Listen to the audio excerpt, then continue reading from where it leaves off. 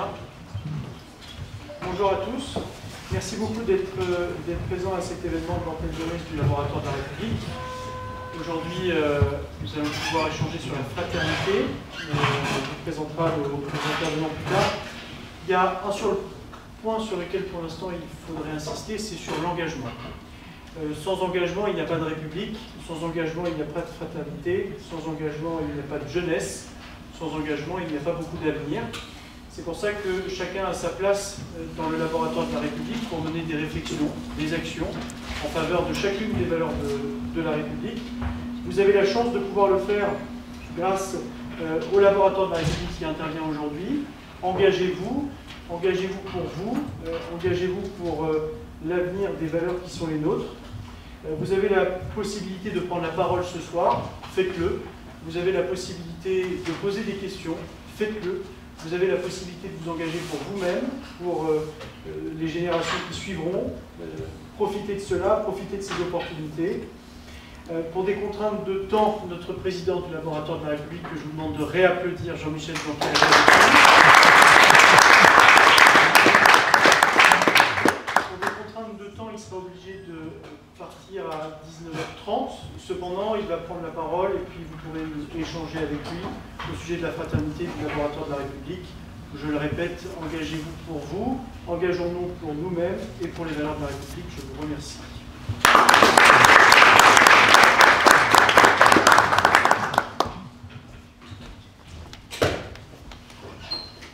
Bien, bonsoir à toutes et à tous. Merci de m'accueillir une fois encore au laboratoire de la République à HEIP ici. C'est vraiment un plaisir pour moi de venir à Lyon à chaque fois.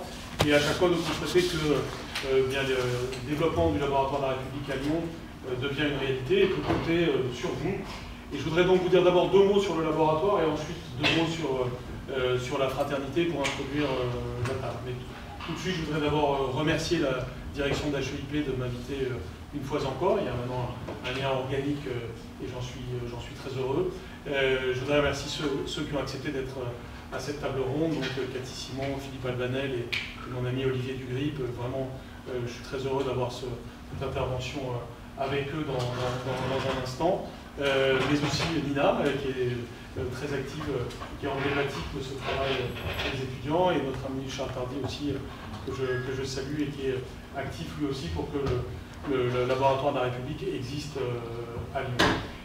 Bien sûr, merci Enzo aussi de ce dynamisme au service du laboratoire et merci de m'accueillir. Le laboratoire de la République, nous l'avons monté maintenant il y a près de 3 ans pour, comme vient de le rappeler Enzo, valoriser la notion d'engagement dans la République. Très souvent, le mot République apparaît comme un mot abstrait, un mot qui n'est pas forcément mobilisateur pour la jeunesse, un mot de boomer, si vous me permettez l'expression, alors même qu'en réalité, ce mot reste extrêmement valide pour les défis du XXIe siècle. Pour vous donner un exemple, en ce moment, je travaille avec des académiques, des intellectuels des États-Unis face à ce qui est en train de se passer aux États-Unis, où d'une certaine façon, un certain nombre de personnes qui lutter contre le développement du wokisme à l'université, sont même en train de lutter contre le développement du trumpisme à la Maison-Blanche et au-delà, et ils le font avec la notion de république et avec la notion de démocratie.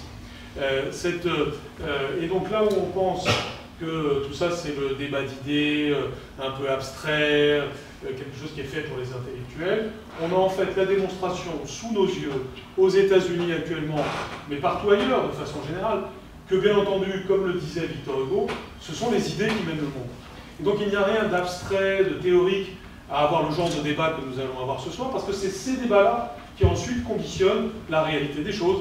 Le fait de pouvoir se faire soigner gratuitement à l'hôpital, le fait de pouvoir avoir des enfants et les élever dans un environnement correct, sain même, le fait d'avoir un idéal de société pour le futur, le fait d'avoir du travail pour tous ces sujets qui sont éminemment concrets sont conditionnés par la vie des idées, par le fait que vous formiez ici pour être des acteurs de la société de demain, et par le fait que les idées qui finissent par l'emporter, que ce soit au travers des élections ou au travers du débat public, eh bien, ce sont ces idées qui gouvernent le monde, comme disait Victor Hugo.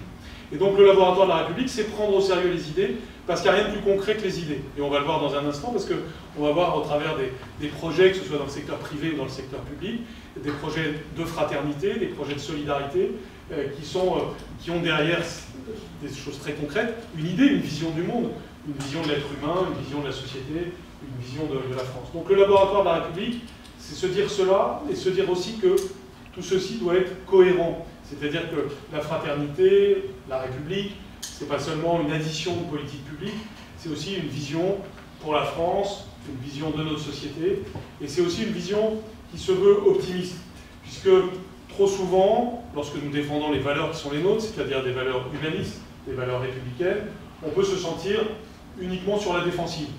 C'est le cas par exemple à Lyon ces dernières semaines, où il faut défendre des valeurs, par exemple la liberté académique, la liberté d'un professeur de pouvoir enseigner face à des menaces. Ça, quand on fait ça, on est en quelque sorte en réaction. On est obligé de le faire, mais on est en réaction. Il ne faut pas être que sur la défensive, il faut être à l'offensive, c'est-à-dire défendre un idéal de société. Le sujet n'est pas que d'empêcher les extrêmes d'arriver au pouvoir, il n'est pas que d'empêcher la domination des violents dans le secteur académique, il est aussi de dresser un idéal de société, de dire quel est le pays que nous voulons dans 20 ans, comment allons-nous le construire, comment est-ce qu'une majorité silencieuse qui très souvent se sent choquée, violentée même par des phénomènes de société aujourd'hui, peut bâtir l'idéal de société demain. Et ça, c'est dans vos mains, au travers des études que vous faites, mais aussi au travers des engagements que vous prenez, et c'est le sens du laboratoire de la République.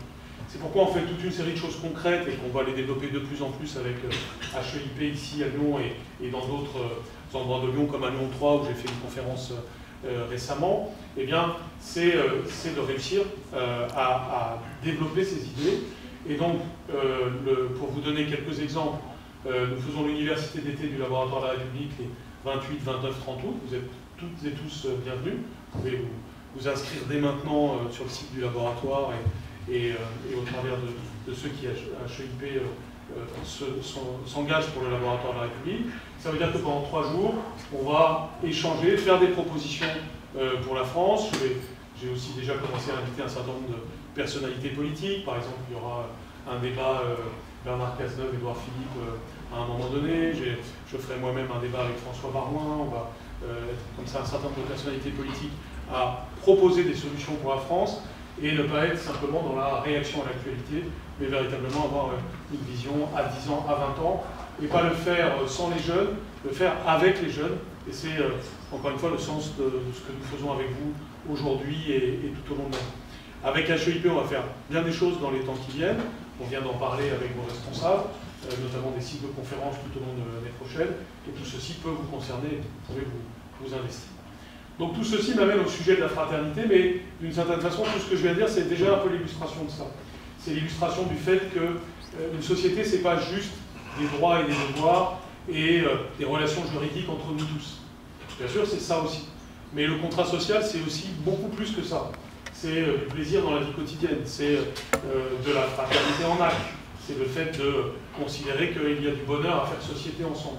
Quelque chose qui se perd un petit peu parfois en France aujourd'hui et qu'il faut retrouver. Qu'est-ce qu'être français au XXIe siècle?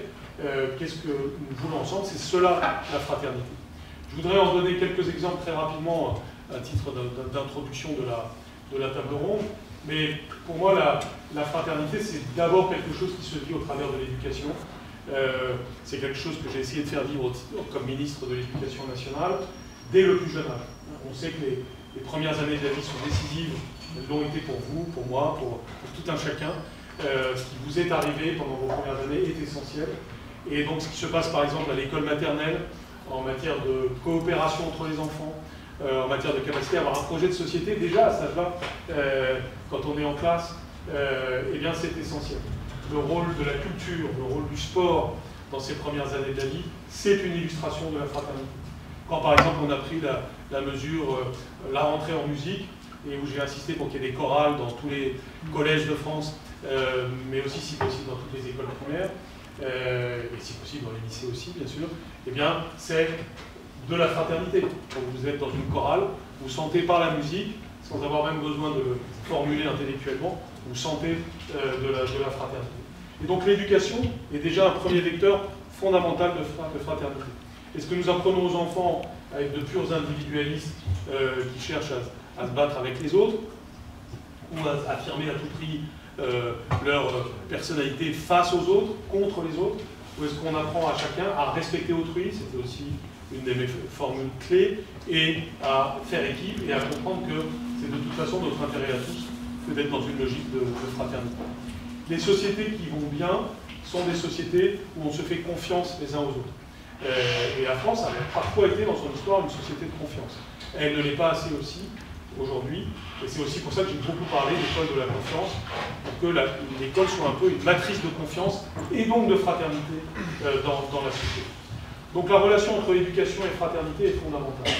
Mais il y a évidemment d'autres relations entre fraternité et d'autres idées. Par exemple, là on va parler de solidarité en actes dans la table ronde. Eh bien, la question de l'État-providence à la française est posée au travers de la question de la fraternité. Nous sommes le pays qui avons les plus fortes dépenses sociales au monde. Nous représentons entre 10 et 15% de la dépense sociale mondiale pour moins de 1% de la population mondiale. Et pourtant, quand vous faites des sondages, des entretiens, tout le monde a l'air très malheureux de la situation. C'est donc que quelque chose ne va pas. D'abord parce qu'on est parfois peut-être un peu des enfants gâtés de la solidarité. Par exemple, ça nous paraît tous très normal d'aller à l'hôpital gratuitement et d'avoir ça, et après on va se plaindre de ceci ou de cela, sans se rendre compte que dans la plupart des autres pays, on vous demande votre carte de crédit avant de vous faire soigner. Et vous tombez dans la rue, l'ambulance ne vous prend pas si vous ne donnez pas votre carte de crédit. Ça vous paraît fou en tant que Français du XXIe siècle, mais c'est la réalité de la plupart des gens dans le monde. Et nous, ça nous paraît comme l'air qu'on respire. Et parfois, on serait prêt à jeter par la fenêtre plein de choses, parce qu'on trouve que rien ne va, que ce pays est nul, que tout est lamentable, et en jetant ça par la fenêtre, on jetterait ça aussi par la fenêtre. Et on comprendrait a posteriori qu'on a des choses auxquelles il faut tenir et qu'il faut peut-être revitaliser. Pour autant, cette insatisfaction que nous ressentons, elle est de nature peut-être un peu psychologique, mais elle est aussi de nature réelle. Nos mécanismes de solidarité ne sont peut-être pas les bons. On pourrait peut-être faire mieux pour moins cher. On pourrait peut-être plus inciter aujourd'hui au travail, à la solidarité, aux initiatives privées pour permettre la fraternité. C'est aussi des choses qu'on va entendre, je pense, dans la table ronde, et des choses qui méritent réflexion pour tout simplement créer plus de bonheur collectif et plus de solidarité concrète et de fraternité concrète. Pour terminer, puisque je ne vais pas faire un exposé trop long, je voudrais dire que l'esprit est essentiel, c'est-à-dire que l'immatériel est essentiel. J'ai commencé par les idées. Les idées, c'est l'immatériel, et les idées, ça conditionne le reste. L'immatériel conditionne le matériel. Les idées, donc, emmènent le monde. Mais les idées, c'est la dimension, je dirais, cérébrale, c'est la dimension rationnelle. C'est très important. Mais c'est la moitié du sujet. L'autre moitié du sujet immatériel, c'est l'esprit. Ce sont les émotions. C'est ce que nous éprouvons les uns pour les autres. Et ces deux choses-là sont absolument essentielles. Il faut à la fois que nous soyons rationnels et émotionnels. Il faut à la fois être rationnel pour la République, c'est-à-dire des idées, et réfléchir au-delà de la prochaine élection, à 20 ans, à 30 ans, à 50 ans, qu'est-ce que nous voulons pour notre pays, de manière raisonnée, rationnelle, mais aussi c'est l'émotionnel. C'est, encore une fois, quel plaisir nous avons à être ensemble, quel bonheur nous avons à faire société, quelle amitié nous ressentons pour quelqu'un qui est différent de nous, mais dont nous nous réjouissons de la différence. Et non pas pour s'opposer, mais au contraire pour se compléter. Et ces émotions-là, cette émotion qu'on éprouve par exemple dans le sport quand l'équipe nationale joue et qu'on est normalement à peu près tous derrière elle, quand elle gagne, mais même quand elle perd. Eh bien, cette émotion collective, elle est essentielle et nous devons la retrouver. Et moi je crois qu'elle est toujours là pour la France. De temps en temps, la France nous inquiète, mais de temps en temps, elle nous étonne. Par exemple, au moment des Jeux Olympiques, elle nous étonne positivement. On se rend compte qu'on est capable de très grandes choses. Ben, c'est ça qu'il faut aller retrouver, et pour moi, c'est ça qu'il y a derrière et la fraternité et la République. Merci beaucoup.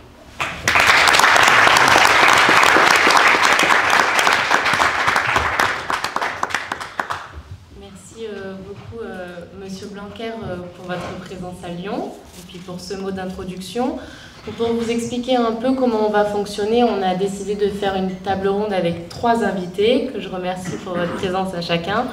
On va faire une première question d'introduction pour permettre de comprendre pourquoi chacun des profils a un lien avec la fraternité. Et ensuite, on va balayer la fraternité sur plusieurs angles, notamment la fraternité dans le numérique, dans les territoires et dans l'enseignement.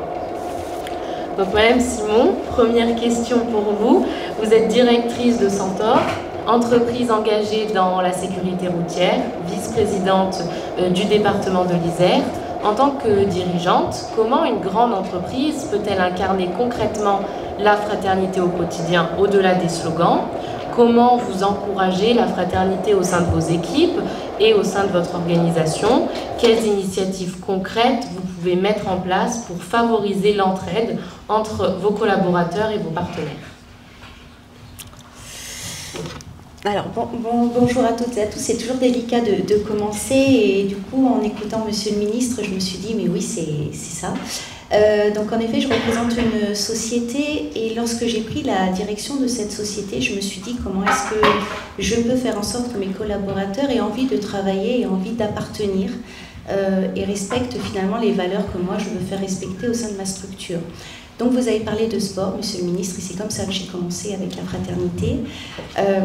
J'ai une équipe qui est très hétérogène, fait d'hommes et de femmes, d'âges différents, et je me suis dit on va relever un défi.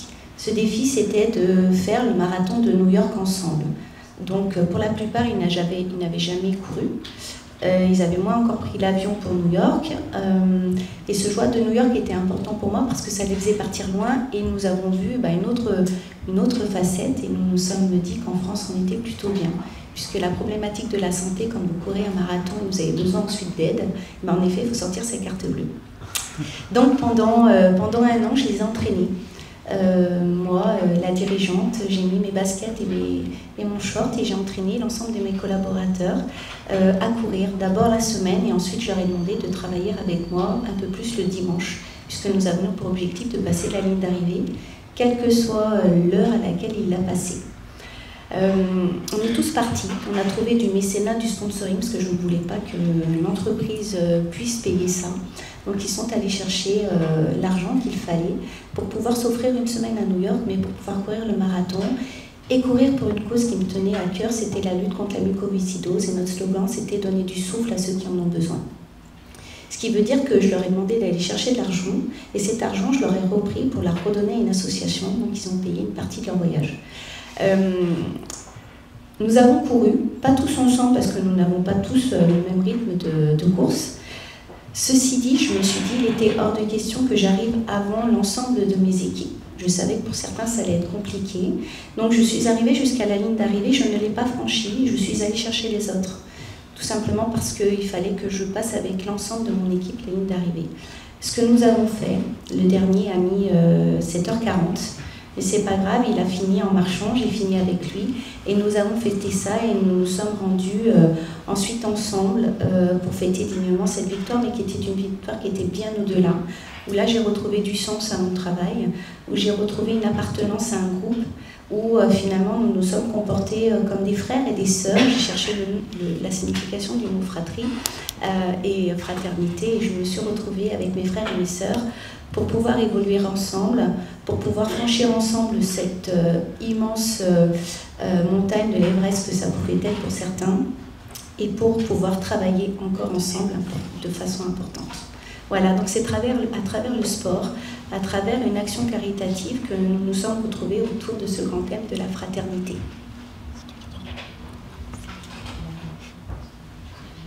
Merci pour cette première question. Je vais enchaîner avec Monsieur Abanel. Vous êtes dirigeant du groupe Chez Daddy. Dans vos cafés Chez Daddy, vous recréez une deuxième famille pour les personnes isolées. Comment multiplier ces espaces de fraternité générationnelle à grande échelle? Faut-il en faire un modèle soutenu par les pouvoirs publics, maisons intergénérationnelles dans chaque quartier, ou plutôt encourager l'essaimage d'initiatives citoyennes spontanées? Bonsoir à tous. Je suis ravi en tout cas d'être là pour parler de ce thème de la fraternité où effectivement moi je le ressens beaucoup au quotidien dans nos cafés. On a créé un premier café en plein Covid quand tous les cafés étaient en train de fermer, on isolait les personnes âgées, on s'est dit si on crée un café où tout est fait pour qu'on puisse se retrouver. Alors ça n'a pas été simple, on a ouvert 10 jours, on a refermé après parce que deuxième confinement. Mais quand on a réouvert, on a vraiment ressenti ce besoin d'être ensemble, ce besoin d'éviter l'entre-soi. Moi là-bas j'ai créé une structure d'aide à domicile pour les personnes âgées et souvent je vais dans des résidences et il y a toujours cet entre-soi qui peut être dur pour les personnes âgées quand on va en EHPAD. C'est ce qu'on n'a pas envie d'y être. Et on voit que chaque personne âgée avec qui on va parler, on dit non mais moi je suis pas comme les autres. Et ces personnes-là, quand on les sort, quand ils voient d'autres personnes, des jeunes, des moins jeunes, et physiquement on voit qu'ils perdent 10 ans. Et donc pour répondre à la question, moi j'ai une croyance et je me rappelle vraiment quand j'ai commencé à réfléchir à ce projet de café intergénérationnel, moi j'ai toujours été rêveur et j'avais ce rêve de me dire mais en fait quand on voit l'histoire, avant il y avait souvent des lieux où on se retrouvait. L'agora du temps des Grecs, le forum du temps des Romains, après il y a eu les monastères, les églises, on se retrouvait le dimanche, mais il y avait ce temps où toutes les générations pouvaient se retrouver, il y avait des temps de fraternité. Et on voit que ces dernières décennies, en fait, ça a disparu. Aujourd'hui, presque les temps de rencontre, c'est McDonald's. Et je me rappelle, moi j'avais vu le film que je peux recommander, le film qui s'appelle Le fondateur du McDonald's, et lui disait, mon rêve c'est de créer un lieu qui soit l'église de demain, pas seulement ouvert le dimanche. Et je trouve qu'aujourd'hui, presque c'est triste que l'exemple de ça soit McDonald's. Et moi, je me suis dit, si demain, on était capable de repenser nos quartiers, nos villages autour d'habitats pour les seniors, parce que je pense qu'il faut construire nos quartiers pour ceux qui ont le plus de difficultés à se déplacer, et au rez-de-chaussée, recréer le bistrot de quartier où tout le monde est le bienvenu et on recrée du lien. Et aujourd'hui, c'est ce qu'on a réussi à faire dans quelques quartiers à Lyon, à Croix-Rousse, à Perrache. On a ouvert récemment à Caluire, mais là on a aussi beaucoup de projets maintenant pour en ouvrir ailleurs et on sent ce besoin et on sent que de plus en plus on est sollicité pour le faire, donc ça donne de l'espoir et je suis convaincu que l'État doit s'impliquer là-dedans. Monsieur Dugrip, vous êtes ancien recteur de la région académique d'Auvergne-Rhône-Alpes. On enseigne assez clairement la liberté, avec les droits de l'homme, la liberté d'expression, l'égalité aussi, dans notamment la lutte contre les discriminations à l'école. Mais la fraternité reste l'une très abstraite au quotidien. Comment la rendre aussi concrète et aussi vivante pour les élèves que les deux autres piliers de notre devise républicaine? Alors c'est un sujet très, très important que j'ai quelques scrupules à évoquer en présence de celui qui a été mon ministre pendant 5 ans, sous l'autorité duquel j'ai géré les académies de Bordeaux et de Lyon, comme vous venez de le répéter. Il serait naturellement beaucoup plus autorisé que moi à traiter le sujet. Valeurs de la République, le triptyque liberté, égalité, fraternité, elles sont bien évidemment indissociables les unes des autres. Bon, la devise a été consacrée en 1848 et on ne saurait imaginer la liberté et l'égalité dans une société sans fraternité, de même que la fraternité ne pourrait exister sans des hommes libres et égaux. Donc ces trois valeurs vont nécessairement ensemble. Pour autant, et vous avez raison de le rappeler, on voit bien ce que c'est que la liberté, on l'exerce tous les jours, on voit bien ce que c'est que l'égalité, peut-être un objectif. La fraternité, c'est plus difficile. On sait ce que c'est dans le cadre le plus étroit de la famille, sans étymologie du terme, la fraternitas, voilà ce que l'on ressent pour ses plus proches. Mais la fraternité, elle peut aussi s'exercer dans différents cercles concentriques, de plus en plus éloignés et de plus en plus importants, jusqu'à une fraternité universelle qui embrasse l'ensemble du genre humain. Et puis, entre la fraternité familiale et la fraternité universelle, il y a bien évidemment fraternité nationale qui a vocation à rassembler tous ceux qui appartiennent à une même communauté, à une même nation. Et au sein du système scolaire, nous avons la communauté scolaire. qui est consacré par le Code de l'éducation, voilà, qui y fait référence à de très nombreuses reprises, qui rassemble bien évidemment les élèves, les professeurs, les parents, tous ceux qui contribuent au bon fonctionnement du système éducatif. Et l'objectif, c'est de faire naître une fraternité au sein de cette communauté scolaire, d'abord bien évidemment parmi les élèves eux-mêmes. Alors, pour cela, il y a un certain nombre d'instances, de lieux qui ont vocation à faire naître et à favoriser cette fraternité. Je pense par exemple au conseil de la vie lycéenne, au conseil académique de la vie lycéenne. Et, j'ai plaisir à retrouver Enzo ici même, portait beaucoup à ces instances. Ce sont les conseils, les heures de vie de classe qui ont vocation à permettre aux élèves de se rassembler. C'est aussi, bien évidemment, les enseignements qui ont vocation à faire adhérer à cette notion de fraternité, enseignement moral et civique, droit et grands enjeux du monde contemporain au lycée. Voilà. Donc, l'école fait vivre la fraternité et a naturellement pour mission de la faire partager par l'ensemble de la communauté scolaire.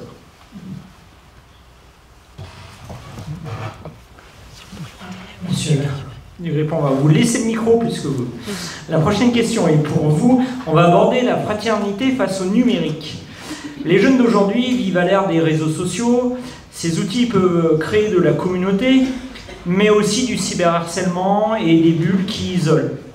Comment l'éducation nationale peut-elle forger un esprit de fraternité à l'heure du numérique? Faut-il enseigner l'empathie en ligne et l'esprit critique face aux discours de haine sur Internet, tout comme on leur apprend à bien se comporter dans la vie réelle? Alors là, vous prenez des risques, parce que je ne suis pas sûr que le numérique soit le lieu privilégié d'exercice de la fraternité. On sait par expérience, d'ailleurs au sein de l'éducation nationale, que c'est souvent l'inverse, et que le numérique, malheureusement, contrevient à l'exercice de la fraternité. C'est le rôle de l'école que de promouvoir un usage raisonné du numérique. La question aujourd'hui n'est plus de savoir si Internet, l'intelligence artificielle, c'est bien ou ce n'est pas bien.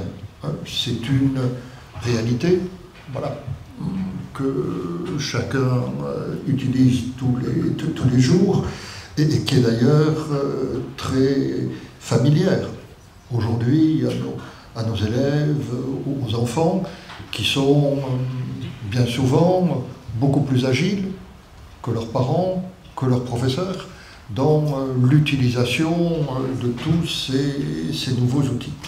Donc, il faut se les approprier pour en retenir le meilleur et essayer d'apprendre à nos élèves à éviter tout ce qui peut être pour eux un danger ou les exposer à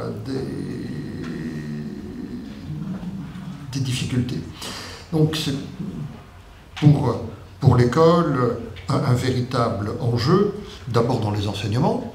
Le numérique peut être un outil pour l'acquisition des connaissances dont il ne faut pas se priver.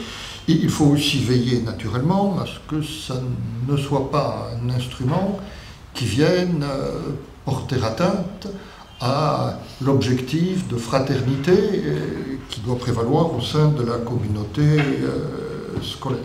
Et forcé malheureusement de constater que nous sommes confrontés à de très nombreuses dérives, à de très mauvais usages, et tout le temps scolaire, de telle manière qu'on puisse les préserver de tous ces mauvais usages. Et là aussi, force est de constater que dans les établissements qui se sont lancés dans cette expérimentation, on a une réelle amélioration de la qualité du climat scolaire, parce que la question est donc posée d'une généralisation de l'ensemble de nos établissements, de la pause numérique, quand les élèves viennent au collège ou au lycée, eh bien, on devrait avoir un temps de pause, d'utilisation de cet outil, afin de retrouver tout ce qui permet la fraternité, les échanges en direct, l'expression de la camaraderie, de l'empathie.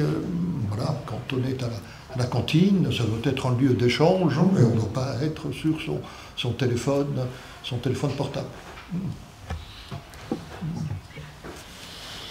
Monsieur Blanquer, comme vous devez bientôt nous quitter, on a une dernière question pour vous qui va nous permettre d'avoir une vision globale sur la fraternité. Est-ce que vous voulez prendre ma place ? Après, très bien. Alors, la liberté et l'égalité sont garanties par des lois quand la fraternité reste souvent intangible. Selon vous, très vaste question, comment faire vivre la fraternité dans notre République en 2025 face à une société qui souvent se renferme et s'isole ?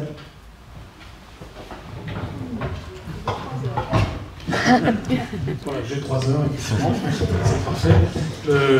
Donc, c'est évidemment une grande et bonne question, à laquelle on a un début de réponse avec ce qu'on vient d'entendre de la part de nos 3 intervenants. Je voudrais ajouter un élément de plus qui est la question de notre territoire. J'aurais pu parler d'éducation, mais je l'ai déjà fait. Olivier Dugrip vient de le faire. Et évidemment, l'éducation, comme toujours, elle est matricielle pour tous ces enjeux. Mais un autre aspect, c'est notre rapport à l'espace, finalement. Ce qui se passe dans notre société depuis plusieurs décennies, depuis une trentaine d'années en particulier, en France, mais c'est vrai aussi aux États-Unis et dans de nombreuses sociétés avec le phénomène dit de métropolisation, qui provoque les phénomènes politiques que nous connaissons aujourd'hui, c'est-à-dire la dévitalisation de l'essentiel du territoire, au bénéfice de quelques points qui concentrent l'énergie et la richesse. Nous sommes dans un de ces points. Tant mieux pour Lyon, sa métropole, son dynamisme, etc. Tant mieux pour Paris, tant mieux pour Bordeaux, tant mieux pour les villes qui, entre guillemets, tirent leur épingle du jeu de ce phénomène.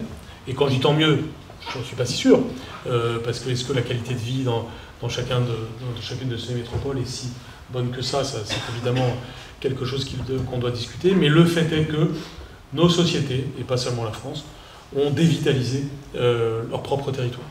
Dans le cadre de la France, c'est d'autant plus triste et regrettable que nous avons un pays magnifique, une géographie absolument exceptionnelle, que c'est notre atout depuis toujours, que nous sommes le pays de cocagne par excellence, et que quand on se promène en France, quand on va dans différents territoires, notamment ruraux, ce qui est mon cas depuis de nombreuses années, on peut être que triste de voir cette dévitalisation des petites villes, des villages, et c'est évidemment une défraternisation.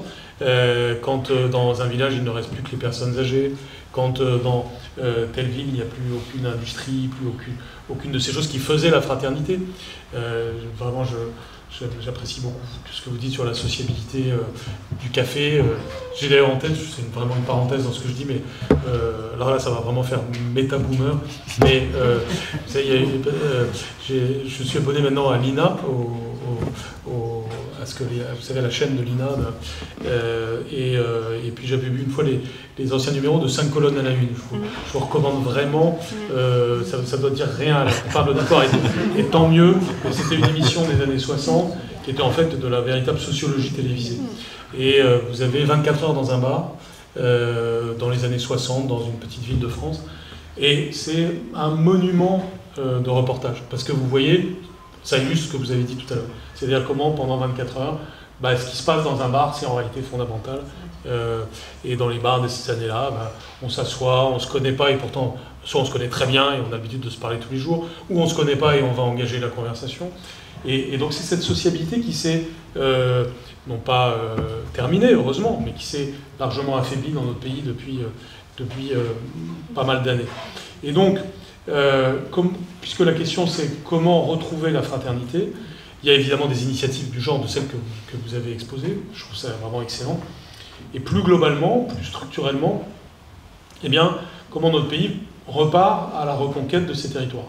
C'est le thème central du laboratoire de la République, c'est pas pour rien qu'on fait notre université d'été à Autun, c'est pour dire qu'il y a en fait un potentiel gigantesque à retrouver, qui fait que vos générations, vous qui êtes là, vous aurez peut-être demain des projets, par exemple, pour créer une entreprise dans un village ou dans une petite ville, pour fonder une famille dans un tel endroit, et avoir une qualité de vie peut-être nettement meilleure que celle que vous auriez dans telle ou telle ville, y recréer de la vie, permettre que l'école, justement, puisse exister, et peut-être être d'ailleurs une des meilleures écoles qui soit, parce que l'école primaire rurale, quand c'est bien fait, ça fait vraiment réussir fortement les enfants, et ainsi de suite. Renouveler l'agriculture française pour qu'elle prenne une nouvelle étape dans sa très riche histoire, qui soit compatible avec les enjeux écologiques et qui soit compatible avec les besoins de nourriture de nos concitoyens. Et là aussi, on retrouve au travers de la nourriture, de la gastronomie française, des enjeux de fraternité qui sont notre art de vivre à la française.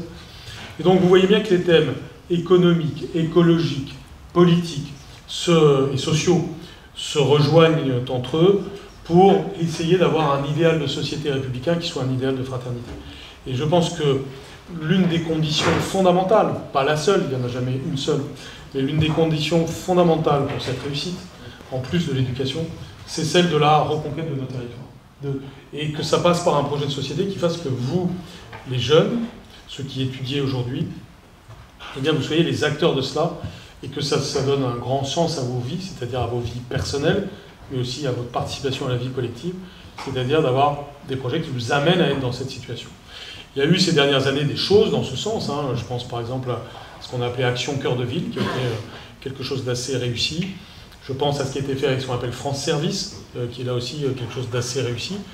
Mais ce sont des éléments nécessaires, mais encore insuffisants, par rapport à l'immense enjeu qu'il y a de revitalisation du pays. Et donc, fin août, le genre de choses auxquelles nous allons réfléchir, c'est à ça, pour essayer de faire des propositions dans ce sens, pour encourager les gens à se réétablir.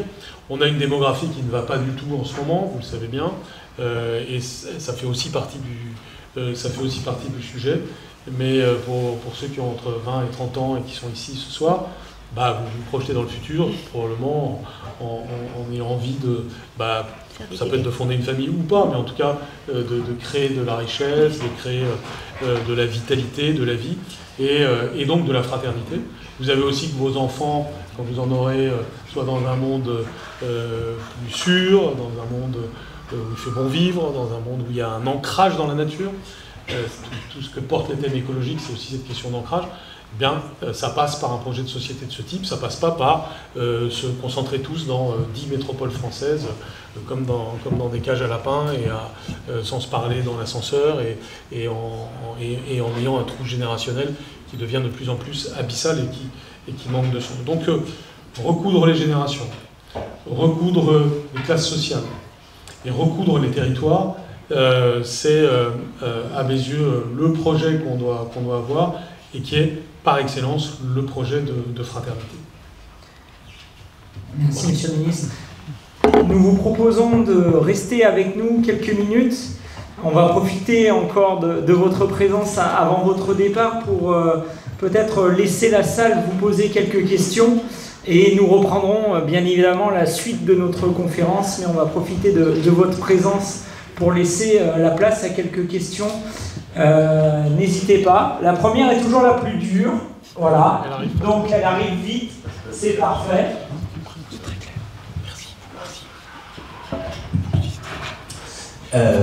Bonjour Monsieur le Ministre. Merci beaucoup de votre présence et également aux autres intervenants. Je suis Thomas Deby, je suis étudiant à HEIP en 2e année de sciences politiques et relations internationales. J'avais une question pour vous. Nous avons récemment réalisé un article de recherche avec l'association de défense et de sécurité de notre école, DefenSec, Lors d'un sondage auprès de professeurs d'EMC, beaucoup ont mentionné l'absence de la fraternité dans les programmes, ou du moins sa mise de côté. Que pensez-vous, que pensez-vous que l'éducation nationale puisse mettre en place pour mettre plus en avant cette notion de fraternité? Voilà. Très bien, merci beaucoup. On avait quelques éléments de réponse dans ce qu'a dit Olivier Dugrip tout à l'heure. Et ce qu'il a dit très clairement aussi à un moment donné, c'est que finalement, tout ceci mérite d'être plus explicité. Finalement, la fraternité, comme d'autres sujets d'ailleurs, la laïcité en fait partie, était tellement implicite, tellement évident dans le projet républicain qui va avec le projet scolaire. N'oublions jamais que la consolidation de la République avec la Troisième République, ça passe d'abord et avant tout par le projet d'une école de la République pour tous, qui permette cette fraternité. Et donc, cet élan-là, cet élan républicain-là, en fait, était une évidence jusqu'à il n'y a pas si longtemps. Et tellement une évidence que c'est devenu très implicite.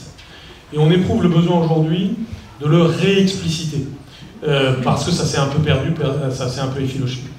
Le sujet de la laïcité est un des exemples de ça, c'est-à-dire la laïcité, c'est un projet de fraternité. C'est le projet de liberté et de fraternité ensemble, c'est-à-dire la liberté de croire ou de ne pas croire, et de se respecter mutuellement. Et là aussi, c'est pour nous tellement évident que c'est ça la laïcité, qu'on a cessé de l'expliciter, et à force de ne pas l'expliciter, eh bien d'autres visions ont fini par s'imposer, et le modèle communautariste avance. Et si vous voulez, pour tous ceux qui sont tentés par le modèle communautariste, je les invite à regarder l'Angleterre et la Belgique actuelle, qui ont vraiment rien de tentant, et qui pourtant sont des modèles qui ont tenu le pavé dans la vie intellectuelle, le haut du pavé dans la vie intellectuelle ces 20 dernières années, où on a essayé de dire que la France était finalement un peu arriérée, un peu ringarde, en tenant à tout prix à son vieux modèle Troisième République laïque. En réalité, le modèle laïque est le modèle qui va bien. Eh bien, c'est pareil, et on a besoin aujourd'hui de réexpliciter la laïcité dans ses tenants et aboutissants, face à des adversaires. Aujourd'hui, sur la fraternité, c'est pareil. Ça paraissait tellement évident qu'on a oublié de l'expliciter. Et si on s'est dit que c'était une bonne idée de prendre ce thème-là aujourd'hui, mais pas seulement aujourd'hui, à Lyon, de façon plus générale, comme un thème qui va faire l'objet d'un cycle de conférences, de travaux, dans la lignée aussi de ce que vous venez de présenter, eh bien, c'est précisément parce qu'on éprouve le besoin de cette réexplicitation. Et donc, en effet, ça doit être réexplicité dans le système scolaire. Quand on fait les nouveaux programmes de l'école primaire, quand on a un élan particulier pour l'école maternelle, eh bien, il s'agit peut-être de ressouligner le mot fraternité dans ce qui est en arrière-plan, par exemple des cours d'empathie, par exemple des nouvelles méthodes à l'école maternelle, par exemple de la place du sport à l'école maternelle, et ainsi de suite. Et d'ailleurs, là je viens d'utiliser beaucoup le mot explicité. Vous voyez, j'ai essayé de promouvoir au maximum à l'éducation nationale la notion de pédagogie explicite, qui vaut pour tout professeur. Je suis aussi un professeur. C'est très important au début d'un cours, et que ce soit au début d'un seul cours ou au début d'une série de cours, d'expliciter le chemin vers lequel on va. Qu'est-ce qu'on va faire? Quel est le sens de ce qu'on va faire? Pourquoi on le fait? À quoi ça va servir? Quel est le sens de ce qu'on dit et de ce qu'on fait? Eh bien, un enfant a encore plus besoin de ça. Pourquoi il est là? Pourquoi il est en classe? À quoi ça sert d'être tous ensemble? En quoi ce qu'il va apprendre, il ou elle va apprendre, va lui être utile dans la vie? Eh bien, c'est très important cette explicitation. On ne le fait pas assez. Et c'est souvent un défaut qu'on peut avoir en tant qu'adulte vis-à-vis d'un enfant, en tant que professeur vis-à-vis d'un public, c'est d'avoir des choses qui nous paraissent tellement évidentes dans la tête qu'on oublie de les expliciter et de montrer le chemin. Et donc pour la fraternité, c'est un peu ça aujourd'hui. C'est-à-dire, c'est évident, pas de société qui tienne sans fraternité. Si la société n'est que individualiste et égoïste, elle s'effondre sur elle-même. Et donc on doit réexpliciter la fraternité.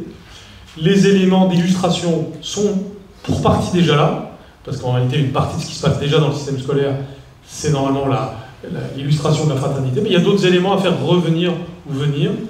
Par exemple, sur les enjeux du numérique, en effet. Je donnerai un autre exemple, la lecture. La lecture, ça apparaît comme un acte assez individuel. En réalité, c'est un acte de fraternité, c'est un acte d'ouverture vers la condition humaine en général. Bien, ce qu'on a poussé ces dernières années, c'est ce qu'on appelle le quart d'heure lecture, c'est-à-dire le fait que pendant un quart d'heure, tout un établissement s'arrête les adultes, les enfants, tout le monde, et lit. Donc d'un seul coup, vous avez le silence. Parce que la fraternité, c'est pas forcément synonyme de bruit. C'est aussi, ça peut être synonyme de silence. Vous pouvez prouver de la fraternité en ne disant rien. Deux personnes qui s'aiment peuvent passer un temps X ensemble sans rien dire. Et simplement, il y a de la communication non verbale qui se produit. Eh bien, la lecture produit ça. Et cette communion que permet la lecture fait partie des choses que... Et pourtant, moi, je ne pense pas avoir explicité ce que je suis en train de vous dire. Vous voyez, dire, au fond, il y a quelque chose qui recrée du commun dans le fait de faire le quart d'heure lecture. Il y a quelque chose qui recrée du commun en faisant la chorale. Il y a quelque chose qui recrée du commun dans les 30 minutes d'activité physique par jour que nous avons promues à l'école primaire. Donc cette recréation, les enfants y tiennent, cette récréation, elle est essentielle et je pense qu'elle est tout à fait possible. Elle fait partie du projet scolaire. Quand vous dites ça, normalement, c'est des sujets qui auraient été, rassemblent, je pense, presque 100% des gens, 90%. Néanmoins, vous avez des forces pour empêcher ça. Dans la société, il y a des forces pour empêcher ça. Il y a du négatif, il y a des forces de mort, il y a des forces de négativité. Et il est très important de trouver un chemin face à ça. Parce qu'aujourd'hui, notre culture d'information en particulier, qui englobe évidemment la culture numérique, d'une certaine façon, gêne ça, empêche ça, met des obstacles face à ça. Et donc là aussi, il faut savoir expliciter, il faut savoir tracer le chemin. C'est pour ça que ça semble simple quand on le dit comme ça, et c'est tellement compliqué après quand on veut le mettre en œuvre. Et c'est pour ça qu'il faut des choses comme le laboratoire de la République, comme les expérimentations, comme les choses que vous avez exposées si bien, qui permettent de concrétiser et d'illustrer de manière très concrète cette idée de fraternité. Merci Monsieur le Ministre. Une deuxième question, et puis après on vous libérera.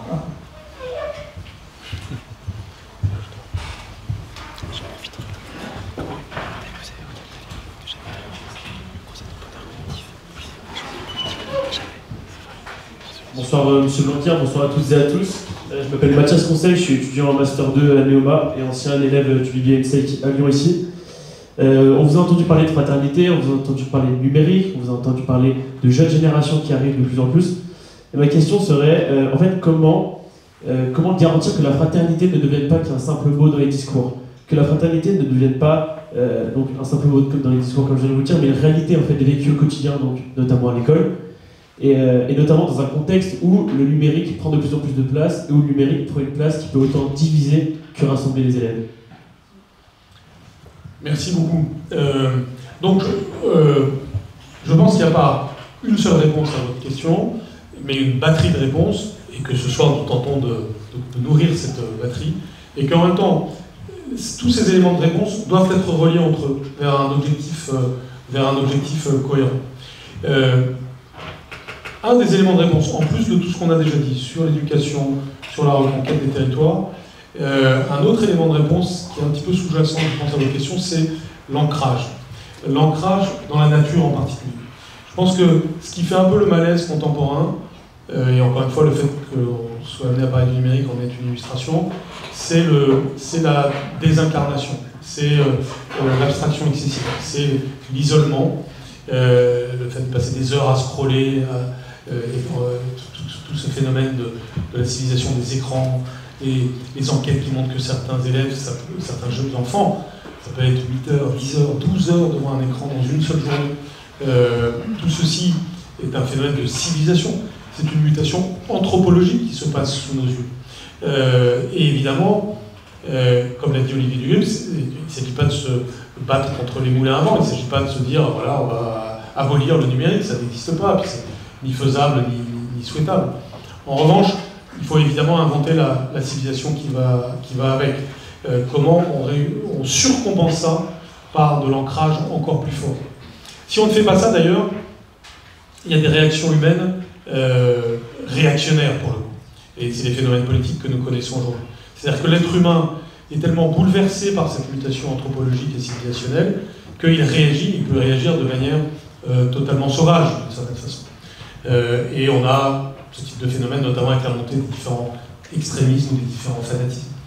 Et donc, ce besoin humain profond, d'ancrage, de relation avec les autres, ce besoin humain aussi de métaphysique, éventuellement, le sens de la vie, tous ces besoins, soit on n'y répond pas parce qu'on fait finalement une situation uniquement matérialiste, individualiste, technologique, qui s'impose d'elle-même en quelque sorte aujourd'hui, soit il y a des réponses politiques qui sont des réponses extrémistes et qui mènent aux guerres civiles, aux guerres tout court, etc.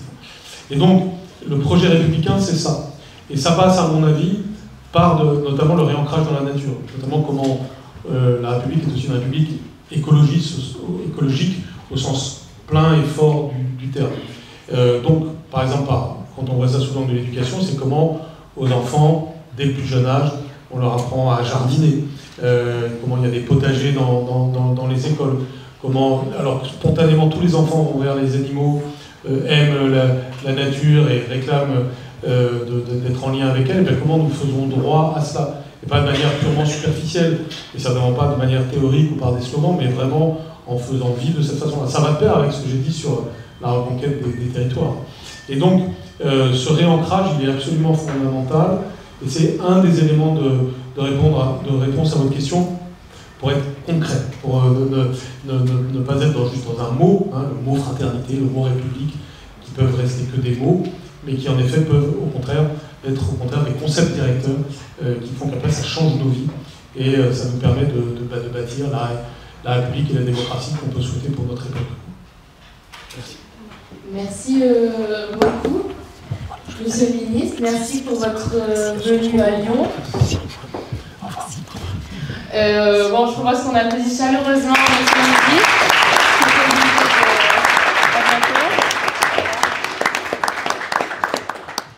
Et donc nous, on va continuer un petit peu notre table ronde.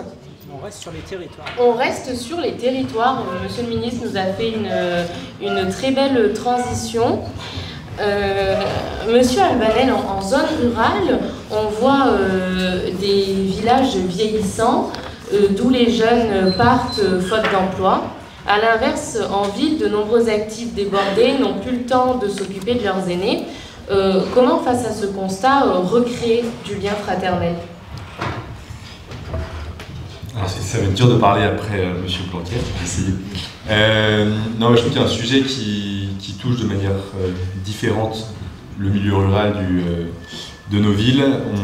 Et c'est vraiment la question de l'isolement. On voit que partout l'isolement explose.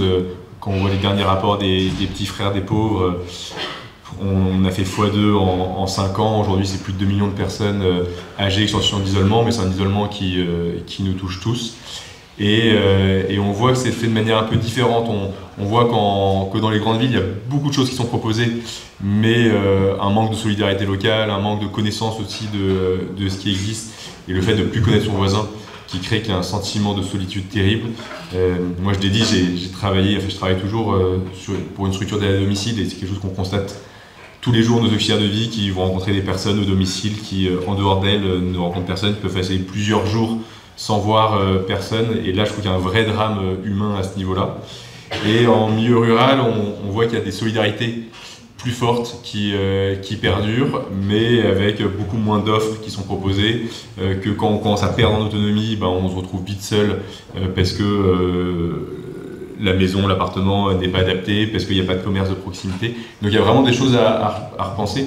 Et je pense que par rapport à ce que disait au tout début Monsieur Blanquer sur quelque chose moi, qui me parle beaucoup, c'est la notion de bonheur collectif, de comment justement on est capable de penser à ça, à cette notion de lien social. Comment, moi, ce qu'on voit dans les cafés, c'est on a beaucoup d'étudiants qui viennent faire du bénévolat dans nos cafés et qui ils vont au début parce qu'ils ont un engagement associatif à faire et finalement qui restent dans le café parce qu'ils retrouvent du lien. Et on voit que c'est ce lien qui, aujourd'hui, pour moi, est une priorité dans nos actions, parce que je pense que c'est ça qui fait la fraternité, c'est de pouvoir se rencontrer et de ne pas rester dans notre entre-soi, parce que c'est facile, mais que c'est pas ça qui va effectivement permettre de connaître l'autre et qui aussi permet de s'enrichir via des personnes de milieux différents, des personnes d'âge différents. Et je trouve qu'il y a un gros enjeu là-dessus. Pour compléter peut-être, Madame Simon, comment encourager une fraternité économique dans les zones rurales qui se sentent parfois abandonnées? Alors, à travers là du coup je vais prendre le mandat politique. À travers le mandat politique, moi je me suis aperçue de la fracture en tout cas entre le monde rural et la cité entre guillemets lorsque nous avons subi la crise sanitaire. C'est-à-dire que nous avons vécu l'isolement pour beaucoup et nous avons eu des enfants ou en tout cas des élèves que nous avons entre guillemets perdus de vue. Et c'est ceci qu'il fallait raccrocher en tout cas à la société pour le bien vivre ensemble.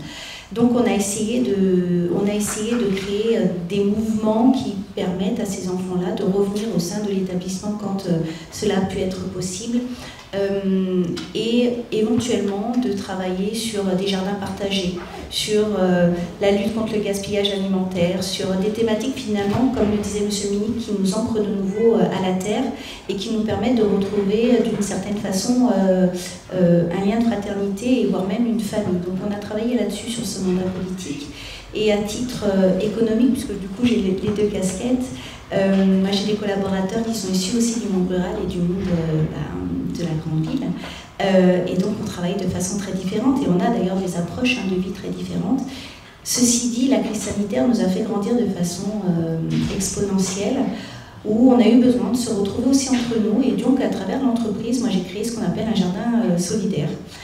Donc on est venu cultiver nos légumes et nos fruits alors qu'on n'avait pas le droit d'exploiter puisque ça nous était interdit. Donc on a créé des jardins partagés.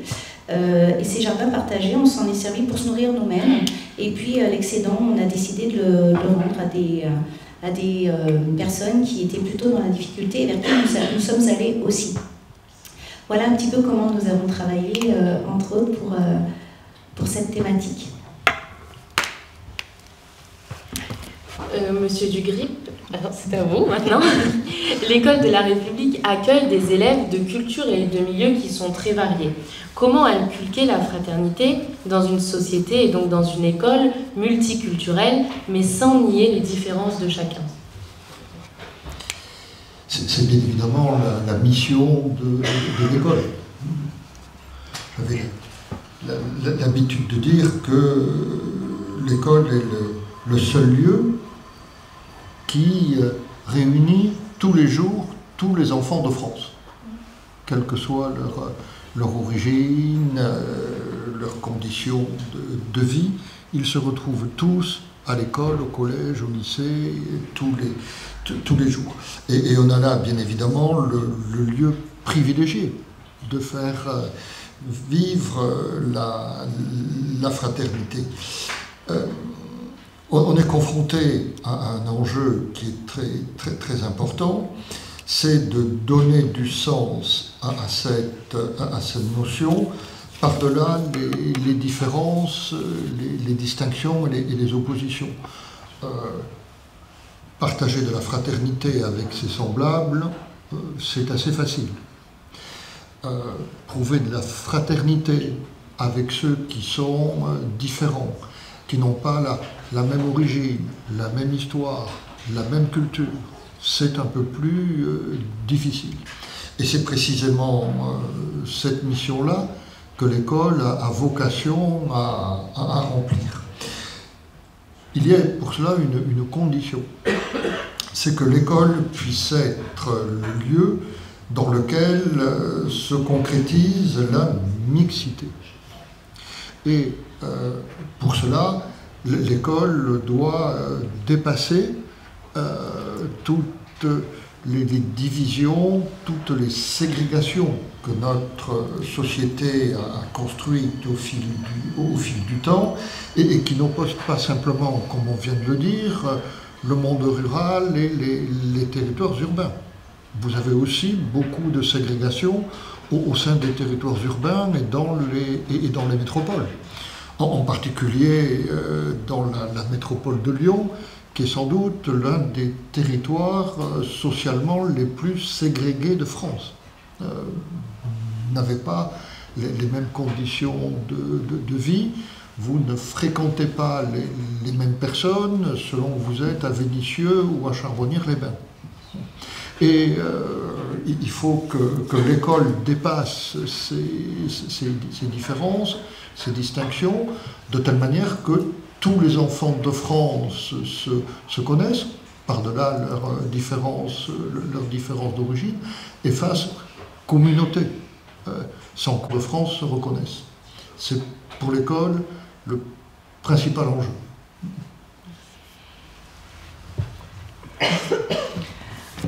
Nous allons continuer avec une nouvelle thématique qu'on a intitulée « La fraternité et ses défis ». Madame Simon, la fraternité économique passe aussi par l'inclusion de tous dans l'emploi, face au chômage des jeunes, à l'insertion des personnes handicapées ou à la reconversion des seniors. Quelles pratiques innovantes le monde de l'entreprise peut-il adopter pour que personne ne soit laissé de côté ? Alors vous avez raison de dire que finalement le monde de l'entreprise doit innover parce qu'on a besoin d'innover. Ceci dit, il est important aussi que l'entreprise puisse générer une très très bonne image pour faire venir à soi des gens qui sont dans la difficulté ou qui sont éventuellement porteurs d'un handicap ou qui ont besoin finalement d'appartenir à. Et c'est là la plus grande difficulté puisque lorsque nous avons des catégories socio-professionnelles ou sociologiques qui sont un petit peu éloignées du travail, il faut les faire revenir et les faire adhérer à finalement une philosophie, une appartenance et faire en sorte qu'ils aient des devoirs et des droits. Moi, j'aime à dire qu'il faut que ça vienne du chef d'entreprise et que le chef d'entreprise puisse influencer ses collaborateurs à l'acceptation. Puisque travailler avec une personne qui est éloignée du monde du travail pendant un certain temps, c'est compliqué. De le faire revenir à des heures bien particulières, ça peut être aussi assez compliqué. De travailler avec des personnes en situation de handicap, encore faut-il pouvoir comprendre la situation de handicap et comment on peut travailler ensemble. Donc, il y a des moyens, en tout cas, pour faire savoir que les chefs d'entreprise sont prêts à, non pas à des vocations économiques, puisqu'il ne faut rien attendre en retour, c'est-à-dire que quand on fait rentrer dans notre structure des personnes que l'on veut voir travailler avec nous, c'est pas pour avoir une quelconque aide de l'État. Moi, c'est plutôt pour pouvoir organiser la diversité, pour pouvoir travailler ensemble, pour pouvoir aussi se comprendre et comprendre la société dans laquelle on vit. Je vais vous donner un exemple. Moi, je suis ouverte aux journées du OD. Alors, je ne sais pas si vous connaissez. Ces journées du OD, c'est le fait d'être finalement le mentor ou le tuteur d'une personne en situation de handicap, en l'occurrence une personne autiste, etc., et de travailler avec lui ou avec elle. Moi, j'aime ces journées-là, tout simplement parce que j'accueille du public tous les jours, j'accueille entre 30 à 40 personnes, et je veux rendre visible l'invisible. Je veux que toutes les personnes soient finalement... je veux qu'elles appartiennent à la même structure, à la même société dans laquelle nous vivons. Et bien entendu, et bien souvent, lorsqu'on est dans un monde du travail, et quand on se sent très bien dans ce monde du travail, on bouge les horizons et on n'a pas envie de tout déstructurer. On sait bien que les habitudes sont là et on n'a pas envie de défaire ces habitudes-là. Et moi, j'aime défaire les habitudes et j'aime que mes collaborateurs soient confrontés à des situations qui n'ont peut-être pas l'habitude pour lesquels ils n'ont pas l'habitude d'être confrontés dans la vie de tous les jours. Donc avoir une personne en situation de handicap, avoir une personne qui est éloignée depuis très longtemps du monde du travail, ça donne du sens aussi pour mieux se comprendre et travailler ensemble de façon pérenne. Et je ne veux pas que ce soit sur une journée, un petit peu comme vous savez la journée internationale de la femme ou la journée du monde du handicap, etc. D'ailleurs j'en ai assez moi de ces journées, je voudrais que ce soit tous les jours et tout le temps. Encore faut-il qu'on puisse, nous, en tant que chef d'entreprise, avoir les moyens et qu'on nous donne les moyens pour pouvoir travailler ensemble. Et c'est quelquefois là où on se heurte à des problématiques de réglementation, où on se heurte à des problématiques aussi d'individualisme sur lesquelles il faut travailler. Merci. Monsieur Albanel, face à ces défis, qu'est-ce qui a le plus changé selon vous dans les relations intergénérationnelles ces dernières décennies ? La mobilité et l'éclatement des familles ont-ils réellement creusé un fossé entre jeunes et aînés ? Ou observez-vous au contraire une nouvelle génération de jeunes en quête de lien avec leurs aînés ? Alors c'est intéressant parce que je trouve qu'il y a un peu des deux. Je trouve qu'on est dans une société qui a énormément évolué ces dernières décennies où nos familles sont de plus en plus éparpillées géographiquement, donc j'ai le sentiment, alors je suis pas bien vieux, mais qu'avant il y avait des solidarités familiales qui étaient beaucoup plus fortes parce qu'on habitait au même endroit et on prenait soin les uns les autres, avec les grands-parents qui s'occupaient des petits-enfants et les parents qui allaient s'occuper des parents une fois qu'ils commençaient à être dépendants. Moi je suis issu d'une famille nombreuse, on est 6, on est tous éparpillés, j'ai mon papa qui est décédé et maman qui habite seule, et en fait même avec 6 enfants, la pauvre, on est partout en Europe. Et c'est là-dessus où je trouve qu'il y a un drame à ce niveau-là, parce qu'il y a cette société qui évolue, alors avec des choses très positives, c'est génial de pouvoir avoir des opportunités un peu partout dans le monde maintenant, mais sauf qu'on n'a pas contrebalancé ça par ces solidarités de proximité. Et je trouve qu'il y a plein de choses aussi qui ont évolué à ce niveau-là, et des familles qui sont aussi beaucoup plus monoparentales, donc il y a plein de choses notre société évolue, et qu'il y a un gros enjeu de comment on recrée ça. Et je mets un point positif là-dedans, c'est que nous, avant qu'on ouvre le premier café, on avait créé une association, on faisait des activités pour créer du lien intergénérationnel dans des lieux qu'on nous prêtait. Le moment où il y a eu le premier confinement, on a arrêté nos activités, on a fait un appel à bénévolat en disant nous, on veut continuer nos missions, on va aider à faire des appels de convivialité, faire des courses pour les personnes âgées et isolées. Et là, du quartier, on a eu plus de 150 personnes qui sont mobilisées justement pour faire ça. Et c'est là-dessus où je me suis dit, en fait, pour la majorité des personnes qu'on accompagnait à domicile à ce moment-là, c'était des personnes qui, leur famille était loin ou qui n'avaient pas de famille, et qui, sans ces solidarités de proximité, en fait, ne pouvaient plus faire leurs courses et étaient complètement enfermés chez eux.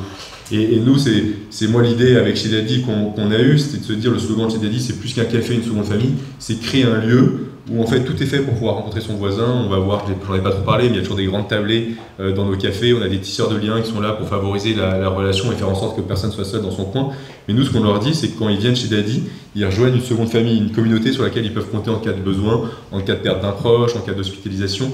Et quelque chose qu'on développe aussi depuis maintenant presque 2 ans, c'est un système d'aide à la mobilité en cyclopousse, où quand les gens ils perdent en autonomie, on puisse continuer à les chercher.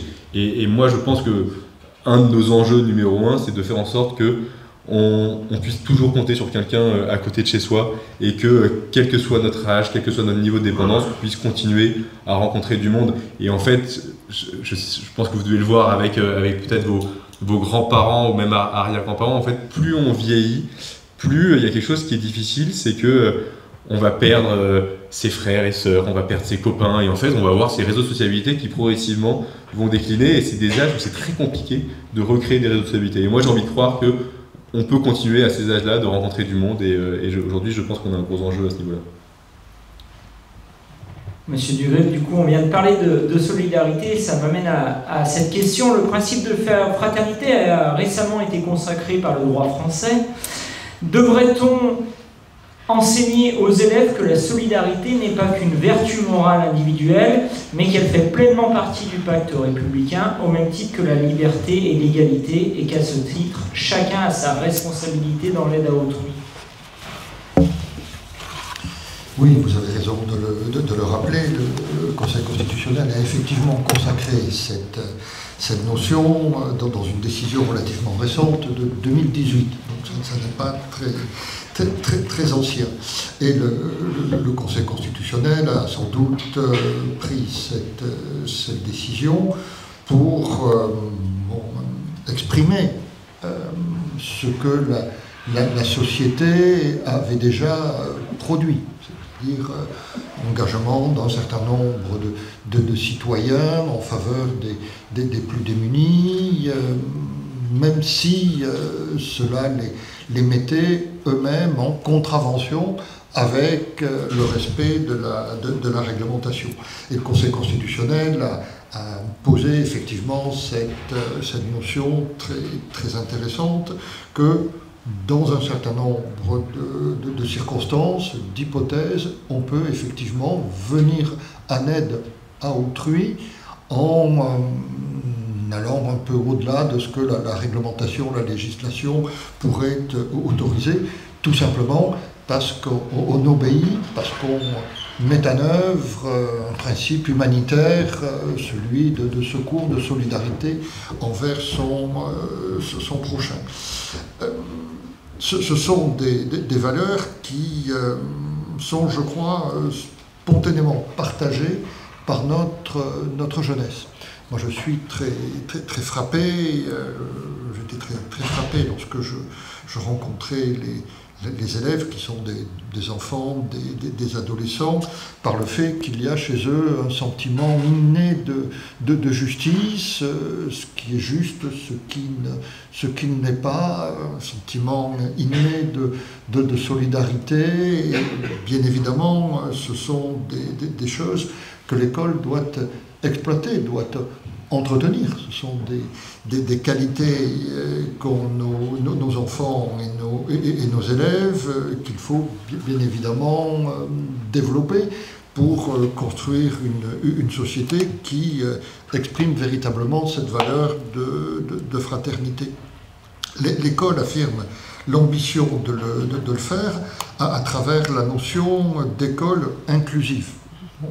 Que l'on restreint d'ailleurs trop souvent abusivement à l'accueil des élèves à besoins particuliers, à l'accueil des élèves handicapés. Mais l'école inclusive, c'est bien évidemment l'accueil des élèves handicapés, et je crois que pour notre pays, c'est une magnifique réussite. Voilà, c'est ce qu'on a fait de plus formidable depuis l'initiative de Jacques Chirac, mais ça va bien au-delà. Voilà, l'école inclusive, ça veut dire que tous les enfants ont leur place au sein de l'école, qui a vocation à tous les inclure dans une égalité de droits et de devoirs. L'école, d'ailleurs, vous le savez, accueille tous les enfants, quelle que soit leur origine, leur statut. On ne demande pas, notamment à un enfant issu de l'immigration, s'il est en situation régulière ou pas, il est accueilli à l'école comme tous les autres. C'est la vocation universelle de notre système scolaire, et bien évidemment, l'une des manières de faire vivre au sein du système scolaire l'idée de fraternité. Merci beaucoup. On va passer à une rapide conclusion de vos 3 parcours personnels. On va commencer par vous, Madame Simon. Est-ce que, à titre personnel, en restant dans le domaine économique, vous avez une expérience, une rencontre à nous donner pour illustrer vraiment la puissance que peut avoir la fraternité vraiment dans le monde économique? Oui, alors je pense qu'on réussit si on est riche de rencontres et de belles rencontres, ou de mauvaises quelquefois, ce qui nous fait nous changer, mais au moins de rencontres. L'une quand j'étais beaucoup plus jeune, avant de rentrer dans le monde économique, mais ça m'a demandé de rentrer du coup dans le monde associatif. C'était, pour ceux qui le connaissent, un prêtre parmi les loupards, c'était le Père Gilbert. Pour ceux qui connaissent le chanteur Renaud, c'est un de ses grands amis. Et j'ai rencontré cette personne complètement atypique qui avait créé une bergerie et qui permettait à des personnes qui étaient en errance de venir redonner du sens et de travailler et de créer un monde économique à travers un monde associatif. Alors cette personne m'a bouleversée, mais ça n'a pas été la seule. J'ai eu aussi la chance de rencontrer une femme extraordinaire qui a été nommée il y a de nombreuses années, il y a plus de 50 ans, la première femme présidente de la Fédération française du bâtiment, je ne sais pas si vous imaginez, il y a plus de 50 ans, qui a créé une société de travaux publics, qui était perché sur des talons de 15 cm, c'est pour ça que moi qui suis petite, j'en ai aussi, mais qui a permis avec une main de fer dans un grand velours de faire appliquer certaines règles au sein des travaux publics et donc dans un monde plutôt masculin. Donc c'est des rencontres qui m'ont bouleversée, qui m'ont donné aussi envie d'aller un petit peu plus loin dans mon parcours de vie, dans mon parcours économique, puisque le poste que j'occupe aujourd'hui était destiné à un homme. Il était destiné à l'époque à un homme de plus de 55 ans, issu du monde de l'automobile. Alors vous pensez bien qu'à 40 ans à l'époque, petite comme je suis, et je ne suis pas du tout du monde de l'automobile, il a fallu que je travaille beaucoup plus. Mais ce sont ces richesses-là qui m'ont fait dire que l'on peut réussir, et qui nous permettent d'ailleurs de réussir et finalement d'avoir une empreinte et une patte un peu particulière sur comment aujourd'hui j'ai une vision de ma vie professionnelle et comment je vois l'entreprise grandir et prospérer. que peut-être le fait justement d'avoir été empêchée à l'époque, mais avec un idéal de femme que je voulais être grâce aux rencontres que j'ai faites, ça m'a permis certainement de réussir, sans jamais oublier d'où l'on vient, ce que l'on veut faire, avec qui l'on veut le faire, et toujours avec un sens inné d'un bonheur que l'on veut radical et d'une fraternité que l'on aimerait bien plus décupler que ce qui existe aujourd'hui. Merci beaucoup pour votre témoignage. Monsieur Albanel, vous êtes issu du monde de l'entreprise et vous avez choisi, comme on l'a dit, de vous lancer dans un projet social et innovant. Qu'est-ce qui vous a personnellement poussé à instaurer vraiment de la fraternité dans ce projet et donc à créer chez Dadi ces cafés intergénérationnels qu'on connaît?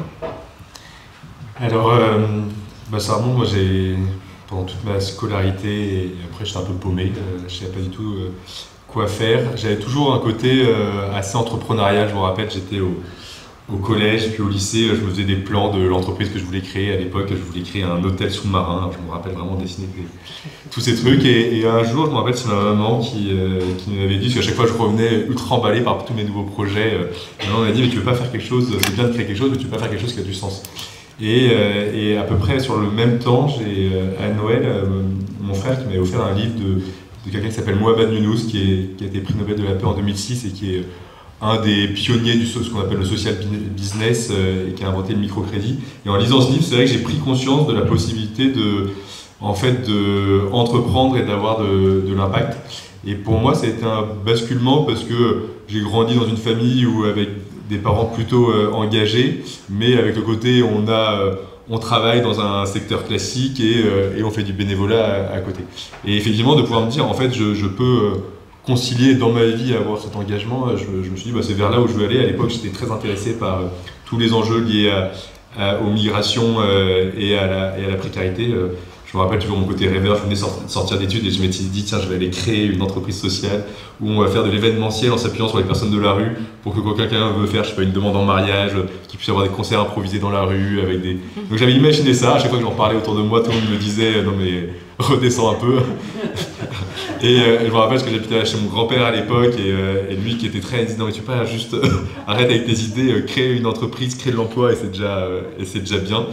À l'époque j'étais parti, moi j'en faisais qu'à ma tête, donc avec un copain on était parti en Iran en voiture électrique pour aller à la rencontre d'acteurs du changement et du coup tous les 100 km déjà on toquait chez l'habitant pour charger notre voiture et on faisait beaucoup de rencontres d'entrepreneurs sociaux et on allait aussi à la rencontre de personnes marginalisées et nous on voulait donner une voix positive aussi à toutes ces personnes marginalisées et en revenant je me suis dit bon allez cette fois-ci je veux me lancer, créer quelque chose mais j'avais pas complètement confiance en moi avec mon côté peut-être trop rêveur en disant fais quelque chose de concret et quand je suis revenu chez moi mon grand-père avait besoin d'aide à domicile et du coup donc j'ai découvert un peu par hasard le secteur de l'aide à domicile et je me suis dit je vais commencer à créer là-dedans, je vois un secteur qui a du sens, qui crée de l'emploi, qui a des gros enjeux de comment bien accompagner les personnes âgées et en fait en mettant un pied là-dedans alors que j'avais pas du tout un intérêt particulier pour les vieux à l'époque, je me disais pas c'est vraiment l'endroit où j'ai envie d'aller. Je pense qu'il y a peu de jeunes, je trouve que ça commence à bouger, mais il y a peu de jeunes qui se disaient ça. Et en fait en mettant un pied dedans et en découvrant tous les enjeux, tout le drame humain qu'il y avait autour notamment de l'isolement, je me suis dit en fait il y a plein de choses à faire, c'est un secteur qui à l'époque je trouve qu'il n'y avait pas beaucoup d'innovation et donc je me suis dit en fait pourquoi pas créer un café au bout d'un moment qu'il y a une opportunité et comme ça fonctionnait on avait beaucoup de demandes, en créer d'autres. Et là, je crois que je suis parti pour longtemps. Ben oui, ça a l'air de super bien marcher, donc merci beaucoup.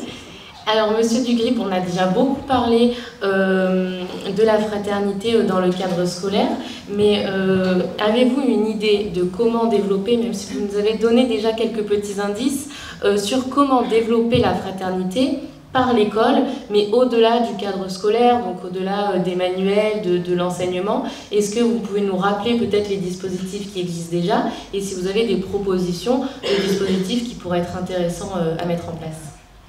Oui, ce que les élèves font à l'école a bien évidemment pour ambition de les guider hors de l'école. L'acquisition des savoirs, la maîtrise des connaissances et des compétences, c'est pour que les élèves puissent s'en servir en dehors du cadre scolaire, dans la construction de leur personnalité et de leur devenir.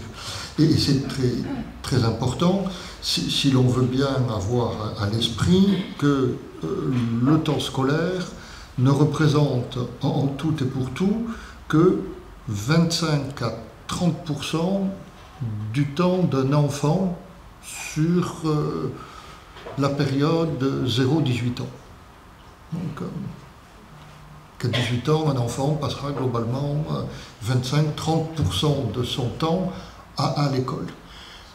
Ça n'est donc pas l'école toute seule qui peut construire la personnalité d'un enfant, l'accompagner, l'aider à devenir plus grand et à forger son avenir. Mais l'école a bien évidemment un rôle tout à fait essentiel dans la transmission des connaissances, l'acquisition des valeurs, nous l'avons dit, parmi lesquelles la fraternité. Merci, merci beaucoup. Merci à tous les trois. Lenzo, si tu veux venir faire le mot de conclusion, on remercie encore une fois HEIP de nous avoir prêté les locaux pour cette belle table ronde avec nos invités. Et donc je laisse le dernier mot à Lenzo. Alors d'abord, est-ce que certains auraient des questions pour nos intervenants de la table ronde? Non plus. Merci. Oui, par rapport à ce que vous avez dit, M. Dugry, par rapport au numérique. Alors bien sûr qu'il y a le numérique un peu délétère, mais il y a aussi le numérique un peu fraternel, parce que le crowdfunding, n'est-ce pas? Et d'ailleurs, Philippe Albanel en a été un peu un bénéficiaire quand il y a eu la soirée du bien commun. Et c'est grâce au crowdfunding aussi. Donc c'est vrai qu'il y a ce numérique délétère, mais il y a aussi ce numérique solidaire. Et vous voyez, quand il y a une souffrance, etc., tout de suite, le numérique intervient, on accompagne. Donc c'est juste ce que je voulais dire. Et quant à Philippe Albanel, ce que je voulais aussi lui dire, puisque j'ai la chance d'avoir un David pas très loin de chez moi, il faut voir comme les gens sont heureux, de tout âge, il y a aussi des enfants. Et vraiment, ça crée un lien. Et le dimanche aussi, parce que la solitude était pour le dimanche, pour beaucoup de gens, et nous-mêmes on donnait la soupe le dimanche à midi volontairement, puisqu'il n'y avait pas de structure. Et voilà, donc je voulais vraiment vous dire merci, et surtout aussi dire merci à M. Tardy et Madame, que je connais, parce que vous avez eu un prix il n'y a pas très longtemps, de mémoire. Oui. J'ai eu cette chance de participer à cette soirée, et à M. Tardy qui m'a dit il faut venir, et je suis venue. Voilà. Y a-t-il d'autres questions?